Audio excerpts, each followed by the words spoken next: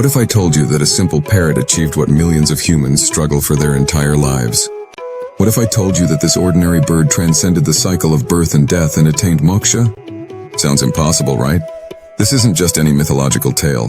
This is a profound truth from our ancient scriptures that will completely change how you view devotion, karma, and the power of God's name. Thousands of years ago, in the sacred forests of ancient Bharat, there lived a merchant named Govinda. He was a devout follower of Lord Krishna, spending hours each day chanting Hare Krishna, Krishna Krishna, Hare Hare, Hare Ram, Ram Ram, Hare Hare. With unwavering faith, his small wooden house echoed constantly with the divine names of the Lord. This parrot had been with him since it was a tiny chick, and over the years, it had heard nothing but Krishna's names being chanted day and night. Now here's where it gets mysteriously fascinating. The parrot, without understanding the meaning, began repeating what it heard. Hare Krishna, Krishna Krishna, Hare Hare, Hare Ram, Ram Ram, Hare Hare. It would chirp melodiously throughout the day. The neighbors often smiled, thinking it was just a clever bird mimicking sounds. But wait, it's getting more unbelievable. One fateful day, a terrible storm struck the village.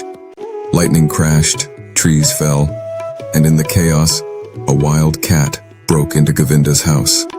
The terrified parrot, in its final moments, cried out desperately. Not random squawks of fear, but Hare Krishna, Krishna Krishna, Hare Hare, Hare Ram, Ram Ram, Hare Hare. The merchant rushed home to find his beloved parrot had left its body. Govinda wept, holding the small lifeless form, wondering if his constant chanting had somehow been a burden to the innocent creature. But what happened next was absolutely mind-blowing.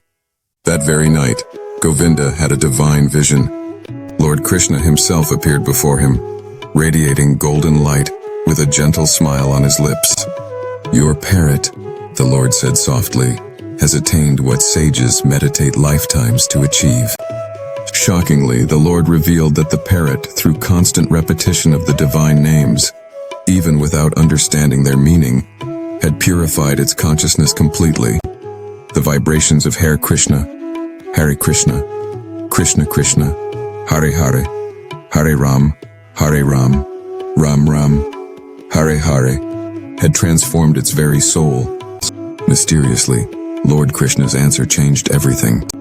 "My dear devotee, the power of my names transcends intellect, caste, species, and understanding.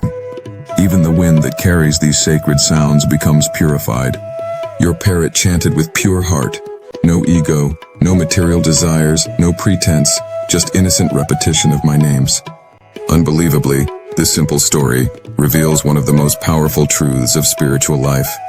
The Vedic scriptures declare, "The holy name of Krishna is transcendently blissful.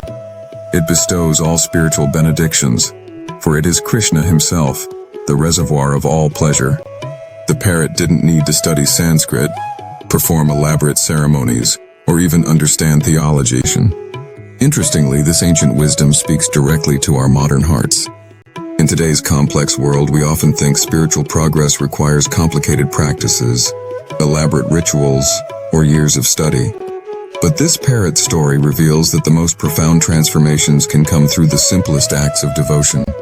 What's truly shocking is that this principle applies to every living being. The scriptures tell us that even plants, animals, and the elements themselves can be spiritually elevated through contact with the holy names. How much more potential do we humans have? Chanting the holy name can bring us all spiritual auspiciousness, especially in this Kali Yuga.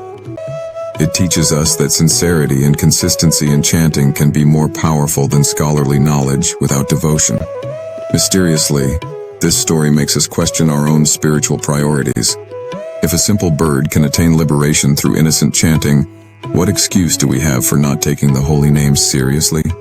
The merchant Govinda realized that his daily practice hadn't just transformed his own consciousness. It had created an atmosphere so spiritually charged that even his pet bird became liberated. This shows the incredible responsibility and opportunity we have when we chant with faith. Unbelievably, Lord Krishna showed Govinda a vision of the parrot in its spiritual form, a beautiful celestial being serving in the Lord's eternal abode. free from the cycle of birth and death forever.